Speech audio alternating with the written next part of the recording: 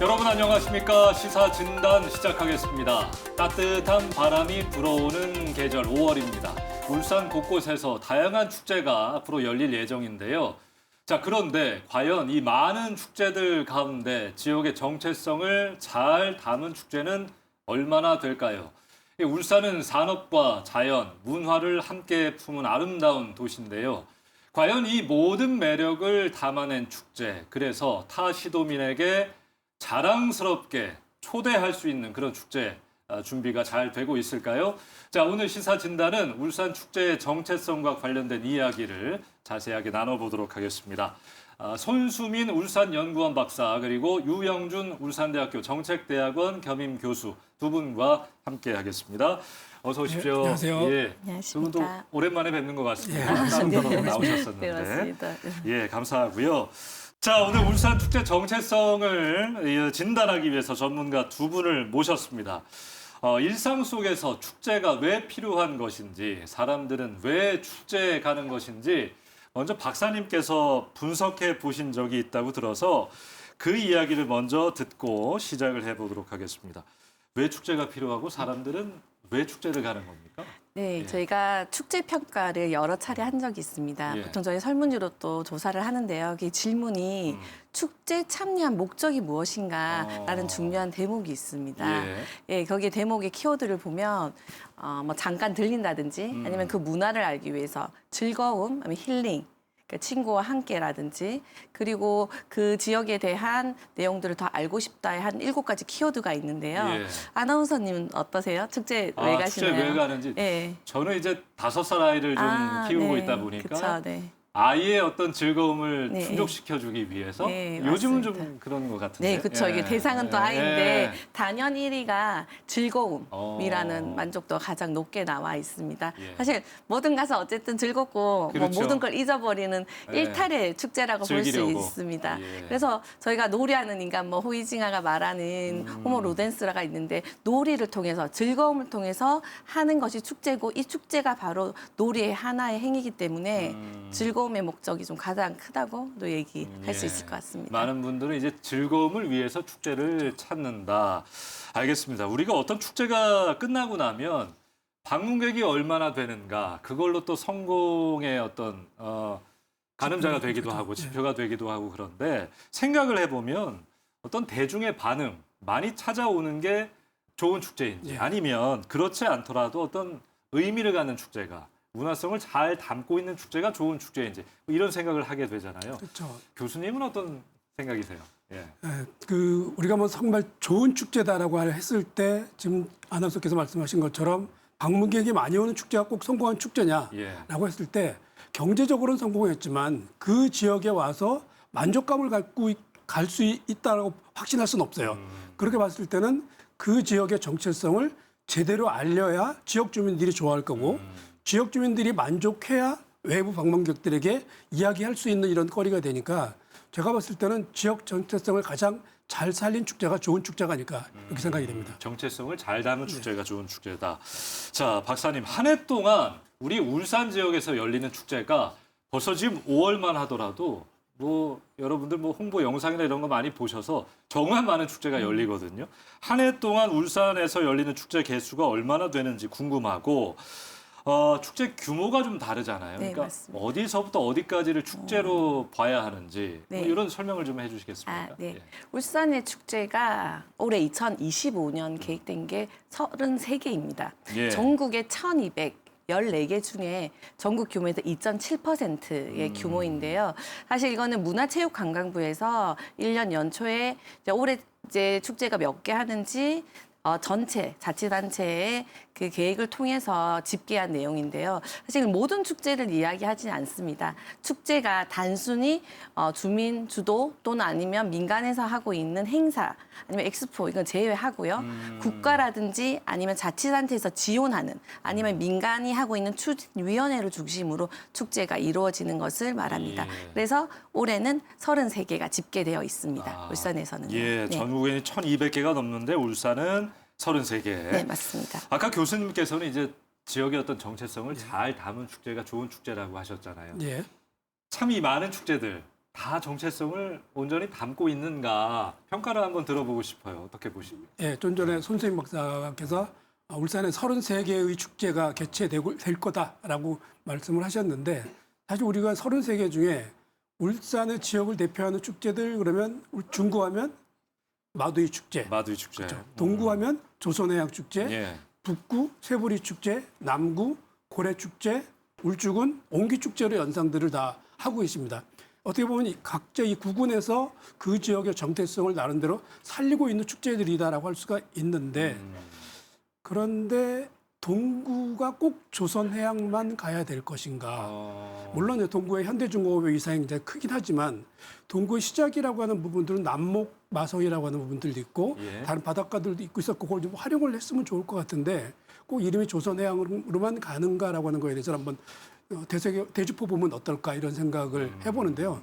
그런 면에서 보면 2024년, 그러니까 24년, 25년 문화체육관광부에서 문화관광 축제를 선정을 했습니다. 근데 거기에 보면 울산에서는 옹기 축제가 문화관광 축제로 들어갔고요. 예. 그다음에 중구의 마두이 축제가 태화강 마두이 축제인데 예비 축제가 돼서 26년, 27년에 문화관광 축제를 진입할 수 있는지 아닌지에 대한 평가를 다시 한 번 더 받을 거거든요.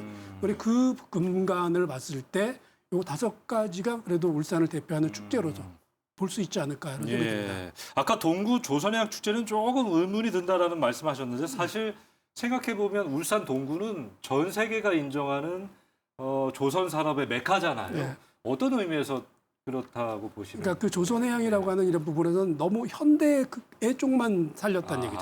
그러니까 천재는 동구의 정체성이 조선이라고 하는 부분이 있지만 예. 사실 저는 어디 가서 현대자동차가 처음에 포니라고 하는 명명을 해쳤을 때 어디서 나왔어요? 라고 다른 사람들에게 물어보면 저는 그거 남목마성에서 시작 빌었던 게 아닙니까? 아하. 라고 제가 얘기를 하거든요. 예. 남목마성은 사실 동구에 있는데 그리고 남목마성 바로 옆에 주전봉수대라고 봉수가 있어서 해양 중심 역할을 하고 있는데 그러한 부분들을 좀 살릴 수 있게끔 들어가면 예. 어떨까라고 자동차의 시작, 산업의 시작인 부분도 좀 더 강조했으면 좋겠다. 알겠습니다. 두 분 생각하시기에 공통적으로 좀 질문을 드릴 텐데 울산만의 어떤 고유함, 아이덴티티, 정체성 이 잘 드러나고 있는 축제는 어떤 것인지 한번 여쭤보겠습니다. 또 꼽은 이유는 뭔지 장점과 더 좋은 축제로 발전하기 위해 보완해야 할 점은 또 무엇인지 함께 덧붙여 주시면 좋을 것 같아요. 자, 우리 교수님부터. 예. 그래서 아무래도 뭐 지역 정체성에 대한 제가 말씀을 드렸던 부분이었기 때문에 예. 사실 뭐 지금 좀 전에 말씀드렸던 거는 구군의 축제들인데 울산시를 대표하는 축제다라고 했을 때는 광역지로 하면 현재 공업축제가 대표되십니다. 공업축제라고 했을 때는 울산이 시로 승격될 때 가장 큰 역할을 했던 게 1962년 울산공업센터라고 하는 부분에 있어서 예. 근대화라고 하는 이런 쪽에서 봤을 때는 공업축제라고 하는 쪽으로 정체성을 내세울 수가 있지만 그 이전에 우리가 올 7월 달에 애타게 기다리고 있는 게 방구대왕각화가 세계문화유산에 등재될 수 있느냐. 그러면 세계문화유산이라고 하는 이런 부분은 공업과 어떻게 연결이 될까. 이 부분에 대한 내용들이 같이 들어가줘야 되는데 사실 그거는 또 조금 애매하게 가 있는 이러한 상황일 수 있어서 공업축제 자체를 계속 진행을 한다라고 한다면 공업축제에도 좀 전에 그 방구대왕각화에 있는 큰 목선을 우리가 만들었던 조선의 기술력들이 있잖아요. 예. 그 기술력 그리고 얼마 전에 수영이 우리 시에 기념물로도 있고 했지만 수영이 있었던 이런 부분에 대해서는 거의 아는 사람들이 없어요. 그러면 이 조선과 수영, 조선시대 수영이라고 하는 이런 부분들에 대한 것들이 같이 어울릴 수 있는 공업축제가 된다면 정말 우리 예전서부터 울산이라고 하는 지역이 산업화의 기반이었구나라고 하는 거를 이해할 수 있는 축제가 되지 않을까 그런 생각을 해봤습니다. 예, 어떤 근대화의 모습만 담는 것이 아니라 뭐 반구대 암각화라든지 울산이 가진 어떤 문화적 특성도 함께 담아야 한다. 보완점을 이야기해 주셨고. 자, 박사님은 어떠십니까? 예. 네. 여기 교수님께 설명 잘해주셨는데요. 거기에 조금 더 제가 첨언을 하자면 예. 그 공업축제 자체가 이제 울산의 공업도시 선포하는 기념을 선언합니다. 그렇다면 울산의 원래 산업도시의 시작이었던 철기문화, 한반도 철기문화가 있습니다. 그게 달천 철장에서 시작이 되고 그리고 새부리, 소리, 유적, 그 관련된 것들이 새부리 축제에서 발현이 되고 있습니다. 벌써 올해 하면 21년을 준비하고 있는데요. 이러한 전통적인 것 플러스 현재의 문화 그리고 교육까지 겸비된 이 새부리 축제를 저는 좀 정체성이 있고 앞으로의 지속 가능성에 대해 논하고 싶습니다. 북구 새부리 축제, 예. 정체성을 잘 담은 축제다. 자, 그러면 타 지역 축제 가운데 우리가 좀 배울 만한 그런 축제들이 있지 않겠습니까? 어떤 것들을 좀 꼽으시는지 한번 들어보도록 하겠습니다. 예. 아무래도 1998년부터 문화체육관광부에서 우리나라의 대표 문화관광 축제를 선정하기 시작했습니다. 그때 처음으로 우리나라 대표 축제가 선정된 게 충남 보령의 머드 페스티벌인데 아마 머드 페스티벌 많이 아실 거예요. 충남 보령 물론 시긴 하지만 그렇게 큰 도시는 아닌데 거기에서 외국인 관광객들만 50만 명 정도를 짧은 기간 동안 끌어들일 수 있는 흡인력을 가진 축제가 됐는데 사실 보령만 머드가 있는 건 아닌데 예. 그 아이템을 보령은 잘 살렸다는 얘기죠. 그래서 그 머드로만 살린 걸로 끝난 게 아니라 머드로 화장품을 만들어 중국에 수출까지 했어요. 그러니까 완전히 자생력을 갖춘 이런 축제가 바로 대표적인 축제이기도 하고요. 또 경상도 쪽으로 왔을 때 안동하게 되면 탈춤 페스티벌을 많이 생각들 하시죠. 안동이라고 하는 것은 하회마을이라고 하는 세계문화유산도 갖고 있지만 가장 그 초입에 탈춤을 할 수 있는 공연장이 있어서 그 공연을 보면서 아 조선시대의 양반과 서민들, 평민들은 또 그 다른 사람들은 어떻게 생활을 하는가라고 하는 것을 배울 수 있는 장소로 역할을 하고 있기 때문에 그 안동국제 탈춤 페스티벌 마찬가지로 두 번째 대표 축제가 돼서 10년이 넘으면 졸업을 해야 되는데 가장 먼저 졸업한 축제들이 머드 페스티벌하고 국제 탈춤 페스티벌입니다. 예, 알겠습니다. 흥미롭네요. 안 가보신 분들은 한번 우리 교수님 지적해 주신 말씀하신 그 축제 한번 가보시는 것도 좋을 것 같고. 자, 박사님은요? 예. 네. 문화체육관광부에서 매년 문화관광축제 빅데이터 분석을 하고 있습니다. 물론 이제 축제에 사람들이 많이 오느냐 아니면 뭐 어떻게 재미있느냐는 양적이고 질적으로 분석을 하긴 하는데요. 뭐 1위는 그 부천에 있는 국제 만화축제고 2위는 제주에 있는 뿔 축제이고 3위는 그 추억의 춘천 축제입니다. 그런데 저는 뭐 양적인 것보다는 저희가 정체성이라는 좀 질적인 면에서 봤을 때 예. 통영에 있는 한산 대첩 축제를 손꼽아 볼 수 있을 것 같아요. 혹시 아나운서님께서는 그 박해일 배우의 예. 한산이라는 영화를 예, 보셨죠? 알죠. 예. 예, 그 장면, 바다에서 하는 한산 대첩의 장면이 이순신 장군. 예, 그 바다에서 똑같이 재현을 아. 하고 있습니다.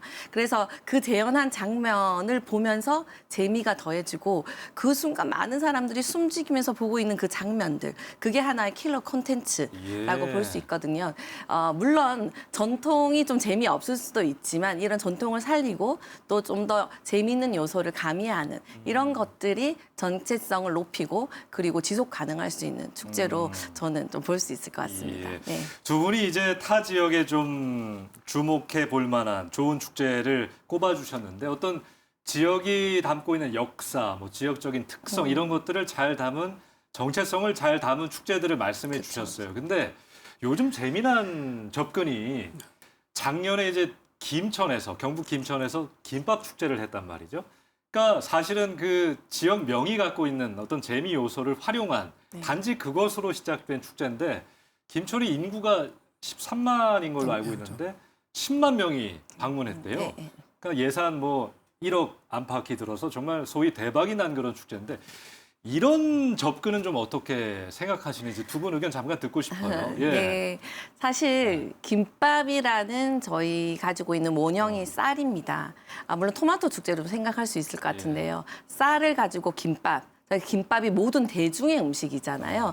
누구나 다 맛있어하고 관심 있는 주제를 선정했다는 게 첫 번째 이유기도 하지만 두 번째는 그 김밥 축제 안에서 축제의 체험 프로그램, 즉 100m의 김밥을 만든다든지 김밥 퍼레이드 그 부분을 바로바로 실시간으로 SNS에 올리면서 사람들이 즉각적으로 흥미와 참여 유도를 하는 것이 가장 포인트였고요. 또 외국인에 대한 내용들이 좀 나옵니다. 즉 한국 김밥 프로젝트 이런 프로그램을 만들어서 요즘 K푸드라고 하는데요. 그런 내용들과 이런 기류가 함께 합쳐서 좋은 시너지의 축제라고 할 수 있을 것 같고요. 예. 또 중요한 것은 사실 새로운 도전들을 할 수 있던 기반 그런 것들이 지역의 예. 가장 큰 성공 요인일 것 같습니다. 그러게 우리가 네. 정체성 오늘 이야기를 주로 하고 있습니다만 네. 너무 고상할 필요는 또 없겠다라는 네. 생각이 드는 게 바로 이런 지점이거든요. 어떻게 좀 보세요? 저기 예. 아주 고상하지 않다라고 볼 수 있는 게 바로 태국의 네. 송크란 축제라고 할 수 있는데요.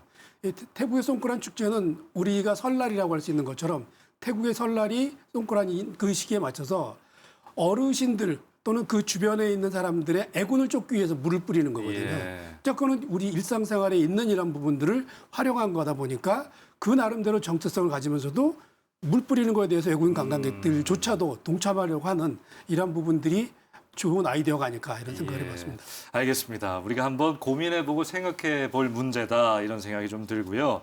좋은 축제는 과연 무엇인지 또 울산 지역 다양한 축제의 정체성 한번 짚어봤습니다. 다음으로 넘어가서 이야기 이어가죠.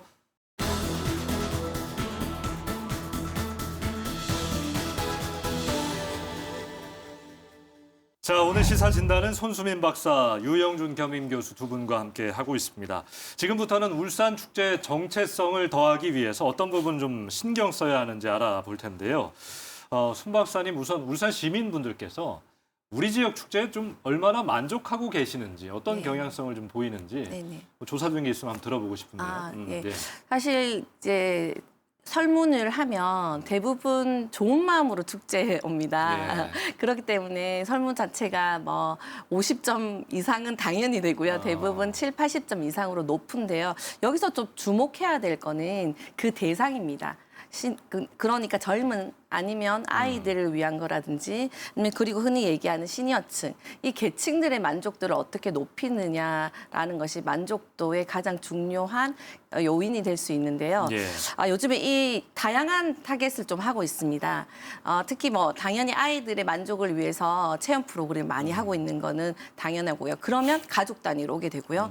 그런데 아까 조선해양 축제도 말씀하셨는데 조선해양 축제에서 어쨌든 저희가 MZ 세대를 좀 많이 오게 하고 또 활발하고 활기찬 바다 분위기를 하기 위해서 그 일산 EDM 축제 파티 저녁에 하는 그래서 많은 전국의 젊은이들이 몰리고 있습니다. 돈을 내서라도 이렇게 즐기고 있고요. 그리고 공업축제 작년 같은 경우에 보시면 그 공업축제 그러니까 그 공업 시대의 그 과거를 해상하면서 그 과거의 모습들을 와서 체험하고 또 엽전이라는 그런 요소들의 역사적인 요소들을 좀 담으면서 재미와 요소들이 그 우리가 흔히 지금은 얘기하고 있는 시니어 세대들을 좀 만족할 수 있는 그런 세대별 만족의 계층 프로그램들을 좀 많이 노력하고 있는 현실입니다. 교수님, 공업축제 얘기를 좀 해볼게요. 공업축제. 네. 명칭 자체부터 약간 좀 부정적인 의견을 가진 시민들도 일부 계셨고 우리 이미지가 가뜩이나 뭐 산업 수도, 산업 도시인데 공업축제도 너무 부각해서 이미지를 좀 고착화하는 게 아닌가라는 지적도 있고 어떻게 좀 보십니까? 그러니까 다른 걸 좀 보완해야 하는지 좀 축제 자체를 좀 바꿔야 하는지 교수님 생각 한번 들어보고 싶어요. 축제 자체를 바꾼다면 지금 몇 년 진행한 다음에 또 바꾼다라고 했을 때는 오히려 더 혼란을 가중시킬 수가 있습니다. 그런데 이 공업축제라고 하는 이런 부분들을 되살릴 수 있는 부분들이 뭔가를 좀 더 고민을 한번 더 해봐야 될 텐데 예. 사실 울산 하면 대부분 사람들이 울산 어떤 도시 했을 때 돌아오는 답이 공업도시, 산업도시죠. 사실 제가 1978년에 수학여행으로 처음 왔는데 그때 경주의 역사 문화를 배우고 울산에서 자동차와 조선, 포항에서 제철이라고 하는 즉 역사 문화와 공업화라고 하는 이 부분에 대한 주제를 가지고 수학여행을 내려왔었어요. 예. 그 전에 그럼 울산 했을 때 왜 울산을 언제부터 들었지? 라고 했더니 초등학교 때부터 교과서상에 중학교, 고등학교로 올라가면서 다 울산은 공업 도시라고 하는 이미지로 다들 알려져 있는 거죠. 저도 그런 이미- 교과서를 공부한 것 같습니다. 맞습니다. 그런 이미지를 딱 갖고 오다 보니까 여기 공업밖에 없지 않아? 근데 거기에 공업 축제가 되니까 사람들은 요거 정말 울산은 공업 도시인가 보다라고 할 수밖에 없는 이런 부분이었는데 그런 이미지를 어떻게 탈피시켜야 되느냐라고 하는 부분이 있는 거죠. 근데 그 교과서를 개정하는 이런 부분은 사실 우리만의 힘으로는 힘듭니다. 시민들의 힘만은 힘들고 사실 지금 우리 울산에 6분의 국회의원들이 계신데 이 6분의 국회의원들이 과연 문화체육과 관련된 또 교육과 관련되어 있는 이 문화체육위원회에 소속돼 있느냐라고 하는 걸 한번 여쭤보고 싶어요. 왜 그러냐? 지금 교과서 이제부터 준비해서 교과서에서 울산은 공업도시로 시작해서 환경오염이 됐지만 그거를 복원한 그러니까 환경 생태 또는 우리 생태 문화를 가진 도시다라고 하는 이미지로 바꿀 수 있는 것은 교과서에서부터 시작이 돼야 되지 않을까라고 하는 부분이고요.